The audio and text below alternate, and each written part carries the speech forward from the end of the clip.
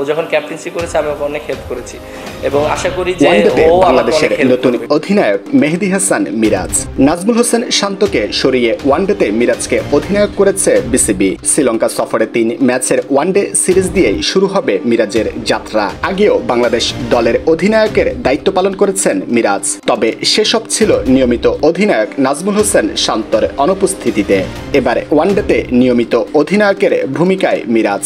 আগের দিন সংবাদ সম্মেলনে নাজমুল হোসেন শান্ত জানিয়ে গিয়েছিলেন অধিনায়কত্ব দেওয়া দরকার লম্বা সময়ের জন্য।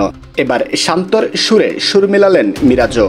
সংবাদ সম্মেলনে মেহেদী হাসান মিরাজ বলেন, আমার অধিনায়কত্বের অভিষেক হয়েছিল সেই পরিস্থিতিতে, শান্ত যখন ইনজুরিতে ছিল। ওই রকম পরিস্থিতিতে অধিনায়কত্ব করা একটু কঠিন, কারণ হঠাৎ করে করেছি। সেটআপটা শান্তরই ছিল, কিভাবে কি করবে, আমাকে শুধু মাঠ চালাতে হয়েছে। অবশ্যই ওই 4 ম্যাচে আমার অনেক অভিজ্ঞতা হয়েছে। লং টাইমের জন্য দায়িত্ব পেলে একটু ভালো হয়, টিমকে বুস্ট আপ করা যায়। যেহেতু 1 বছরের জন্য পেয়েছি, আমি চেষ্টা করব দলটাকে সুন্দর একটা জায়গায় দাঁড় করানোর জন্য। মিরাজ আরও বলেন, বেশি লং টাইম থাকলে ভীষণ ভালো থাকে।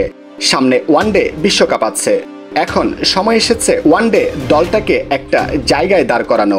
2 জন সিনিয়র প্লেয়ার রিটায়ার করেছে, যারা সুযোগ পাবে তাদেরকেও এই 1 বছরের মধ্যে সব সেট আপ করা যাবে। শ্রীলঙ্কা সফরে 2 টেস্ট, 3 ওয়ানডে এবং 3 টি-20 সিরিজ খেলবে বাংলাদেশ।